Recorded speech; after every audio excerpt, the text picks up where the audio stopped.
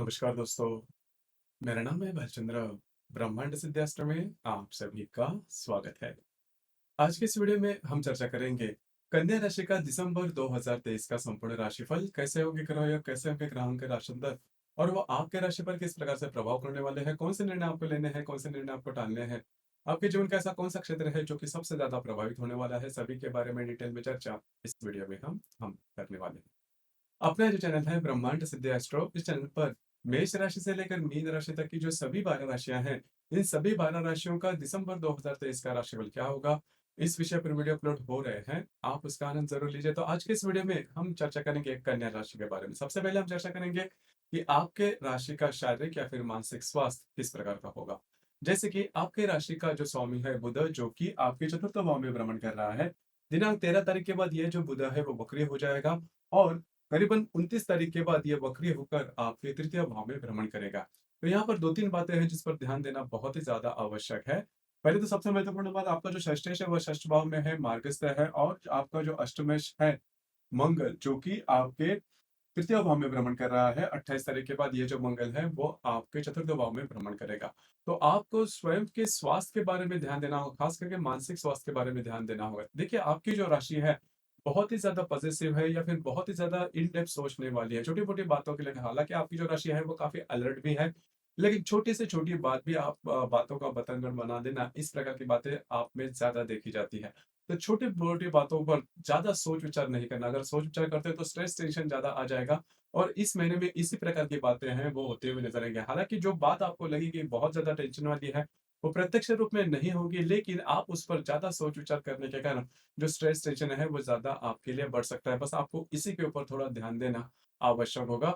बाकी अगर देखा जाए तो आपको शारीरिकता के और मतलब फिजिकल लेवल पर कोई प्रॉब्लम नहीं आएगा, लेकिन जो भी बातें हैं वो मेंटल स्ट्रेस से ज्यादा रिलेट करने वाली होंगी। आपको ज्यादा उसके बारे में सोचना नहीं है।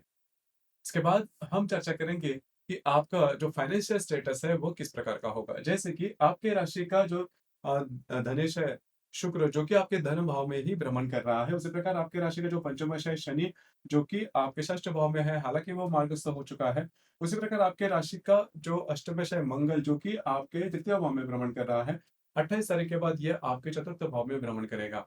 तो आर्थिक स्तर पर देखा जाए तो बहुत ही अच्छा पीरियड आपके लिए होगा। खास करके आपका जो धनेश है शुक्र, जो कि आपका भाग्येश भी है, आपके द्वितीय भाव में भ्रमण कर रहा है। अब ये जो बात है आपके लिए बहुत ही ज्यादा शुभ फलदायी साबित होगा। पैसे आपके लिए आते ही रहेंगे, कहीं ना कहीं से तो बातें होती रहेगी। तो नॉर्मल आपकी जो राशि है मुझे पता है कि थोड़ी प्रैक्टिकल है, पैसे के मामले में सोच विचार ज्यादा होता है, जो कि काफी अच्छी बात भी है। तो इस महीने में चिंता करने की बिल्कुल भी जरूरत नहीं है। आपको पैसे का जुगाड़ कहीं ना कहीं से तो हो ही जाएगा। उसी प्रकार पैसे आते भी रहेंगे, कुछ अच्छी इन्वेस्टमेंट भी होती रहेगी। उसी प्रकार अगर आप शेयर मार्केट में ट्रेड करते हो तो भी लॉन्ग टर्म में कुछ अच्छे आपको फायदे होने की वगैरह संभावना काफी अच्छी बन रही है। उसी प्रकार इजी मनी के मामले में भी अगर देखा जाए तो जो बातें हैं वो आपके लिए काफी इजी हो सकती है। तो कुल मिला के देखा जाए या फिर मोटे तौर पर अगर देखा जाए तो फाइनेंशियली आपको चिंता करने की बिल्कुल भी जरूरत नहीं है। अब हम चर्चा करेंगे कि मतलब घर का जो सुख है वो किस प्रकार का होगा। जैसे कि आपके राशि का जो चतुर्दश है गुरु, जो कि आपके अष्टम भाव में भ्रमण कर रहा है, वो वक्री है। पिछले कई महीने में आपने देखा होगा कि घर की जो बातें हैं वो ठीक नहीं हो रही है। उसी प्रकार इस महीने का 28 तारीख के बाद मंगल आपके चतुर्थ भाव में आएगा और जो रवि है वो 17 तारीख के बाद आने वाला है। अब यहाँ पर एक बात जो है काफी सकारात्मक है, इस महीने की 31 तारीख मतलब इस महीने की आखिरी जो तारीख है, इसमें जो गुरु है वो मार्गस्थ हो जाएगा, जो कि आपके लिए काफी अच्छी बात होगी। खास करके घर के जो लोग हैं उनके साथ जो बातें हैं वो काफी नॉर्मल होते हुए नजर आएगी। सिर्फ आपको इस महीने में थोड़ी राह देखनी है, थोड़ा पेशेंस देखना है। लेकिन यहाँ पर घर के जो लोग हैं उनके साथ छोटी मोटी बातों को लेकर प्रॉब्लम हो सकती है, बस आपको उसी के ऊपर थोड़ा सा ध्यान देना होगा। इसके बाद हम चर्चा करेंगे कि आपकी लव लाइफ किस प्रकार की होगी। जैसे कि आपके राशि का जो पंचमेश है शनि, जो कि आपके षष्ठ भाव में भ्रमण कर रहा है, हालांकि वो मार्गस्थ हो चुका है। पिछले महीने में भी आपने अनुभव किया होगा कि अगर आप किसी के रिलेशनशिप में हैं, उनके साथ आपकी जो इंटरेक्शन है वो काफी अच्छी देखी जा रही है। कोई बड़े प्रॉब्लम कॉम्प्लिकेशन आप फेस नहीं कर रहे हो, जो कि बहुत ही अच्छी बात है। उसी प्रकार जो गर्भवती महिला है उनके लिए भी ये जो कालावधि है शुभ फलदायी साबित होगा। जो विद्यार्थी वर्ग है उनके लिए भी ये जो संपूर्ण कालावधि है काफ़ी महत्वपूर्ण और शुभ फलदायी साबित होगा। इसके बाद हम चर्चा करेंगे कि आपका विवाह सुख किस प्रकार का होगा। जैसे कि आपके राशि का जो सप्तमेश है गुरु, जो कि आपके अष्टम भाव में भ्रमण कर रहा है, हालाँकि वो वक्री है, मार्गस्थ हो जाएगा। अब यहाँ पर 2-3 बातें हैं कि यहाँ पर राहु अब आ चुका है। तो छोटी-मोटी बातों को लेकर खास करके मिसअंडरस्टैंडिंग से बचना आपको ज़्यादा महत्वपूर्ण होगा। आप में और आपके जो वैवाहिक जोड़ीदार है, उनमें मिसअंडरस्टैंडिंग होने की संभावना थोड़ी ज़्यादा बन रही है, क्योंकि यहाँ पर यही बात है कि आपकी जो राशि है, जल्दी से सामने वाले व्यक्ति पर विश्वास नहीं करते और इस वजह से कभी-कभी मिसअंडरस्टैंडिंग हो सकती है। आपको इसी के ऊपर थोड़ा-सा ध्यान देना होगा। इसके बाद कार्यक्षेत्र के बारे में अगर कहा जाए तो उससे रिलेटेड हालाँकि जो प्रॉब्लम है वो ज़्यादा बड़ी नहीं रहेगी, लेकिन स्ट्रेस थोड़ा बना रहेगा क्योंकि आपकी राशि का जो कर्मेश है, दशमेश है, जो गुरु है, जो कि आपके चतुर्थ भाव में भ्रमण कर रहा है 13 तारीख के बाद, ये वक्री होने जा रहा है। तो कार्यक्षेत्र से रिलेटेड जो भी महत्वपूर्ण डॉक्यूमेंट्स से रिलेटेड जो भी काम है, वो इस महीने में नहीं करना या फिर उससे रिलेटेड कोई भी बड़े निर्णय नहीं लेना। कोई नया काम अगर करना चाहते हो तो उसमें भी आपको थोड़ा-सा सोच-विचार करना होगा। क्योंकि जो बातें जैसा आप चाहते हो उस प्रकार का रिजल्ट मिलना थोड़ा-सा आपको कठिन हो सकता है। आपको इन चीज़ों पर थोड़ा-सा ध्यान देना होगा। तो कुल मिला के देखा जाए या फिर मोटे तौर पर अगर देखा जाए तो इस महीने में आपको पैसे के मामले में चिंता करने की बिल्कुल भी ज़रूरत नहीं है। सिर्फ़ आपको स्वयं का जो मनस स्वास्थ्य है, मानसिक स्वास्थ्य है, उस पर थोड़ा ध्यान देना होगा और जो भी आपका कार्यक्षेत्र है उससे रिलेटेड छोटे-मोटे स्ट्रेस आपको आ सकते हैं। अब हम चर्चा करेंगे कि ग्रह योगों के बारे में। ग्रह योगों के जो परिणाम होंगे वो किस प्रकार के होंगे। जैसे कि आपके राशि के आपके इस महीने की जो 5 तारीख है उसमें शनि और शुक्र का त्रिकोण योग होने जा रहा है। शनि जो कि आपके षष्ठ भाव में भ्रमण कर रहा है, जो शुक्र आपके द्वितीय भाव में भ्रमण कर रहा है, दोनों का त्रिकोण योग होने जा रहा है। अब ये जो त्रिकोण योग है काफ़ी शुभ फलदायी साबित होगा। लॉन्ग टर्म में कुछ इन्वेस्टमेंट वगैरह हो सकती है। उसी प्रकार ऐसे लाभ जो कि आपको कई दिनों से नहीं मिल रहे, इस तारीख के आस-पास मिलने की संभावना काफ़ी अच्छी बन रहे। उसी प्रकार अगर आप कोई जॉब वगैरह करते हैं, वहाँ पर के जो लोग होंगे, उनसे भी आपको कुछ अच्छी मदद मिल सकती है। तो शनि शुक्र का ये जो त्रिकोण योग है, आपके लिए शुभ फलदायी साबित होगा। उसी प्रकार दिनांक 8 तारीख को बुध और गुरु का त्रिकोण योग भी होने जा रहा है। गुरु जो कि आपके अष्टम भाव में भ्रमण कर रहा है और जो बुध आपके चतुर्थ भाव में भ्रमण करेगा, दोनों का त्रिकोण योग होने जा रहा है। आपके घर के जो लोग हैं, उनके साथ आपकी जो इंटरैक्शन है, वो काफ़ी अच्छी देखी जाएगी। उसी प्रकार इन दिनों में आपको अनपेक्षित या फिर अनएक्सपेक्टेड लाभ वगैरह मिलने की संभावना थोड़ी ज़्यादा बन रही है। उसी प्रकार दिनांक 21 तारीख को शुक्र और हर्षल का प्रतियोग भी होने जा रहा है। ये थोड़ा महत्वपूर्ण है। आपके द्वितीय भाव में स्थित जो शुक्र है, उसके साथ आपके अष्टम भाव का जो हर्षल है, वो प्रतियोग करने जा रहा है। आपके जो स्पेंडिंग रहेंगे, खर्चे रहेंगे, उस पर नियंत्रण रखना आवश्यक है। ईज़ी मनी के पीछे नहीं जाना। इन दिनों में अगर कोई इन्वेस्टमेंट सामने आती है, तो अगर वो इन्वेस्ट ना करो तो काफ़ी बेहतर होगा। अगर करना ही है, इन्वेस्टमेंट करनी ही है, तो थोड़ा-सा इन डेप्थ सोचिए क्योंकि आपके जो अंदाज़ है, वो चूकने की संभावना ज़्यादा बन रही है। उसी प्रकार अगर आप विवाहित हो, तो आपकी जो वैवाहिक जोड़ीदार है, उनके स्वास्थ्य के बारे में भी थोड़ा ध्यान देना आवश्यक होगा। उसी प्रकार दिनांक 22 तारीख को रवि और बुध की युति भी होने जा रही है।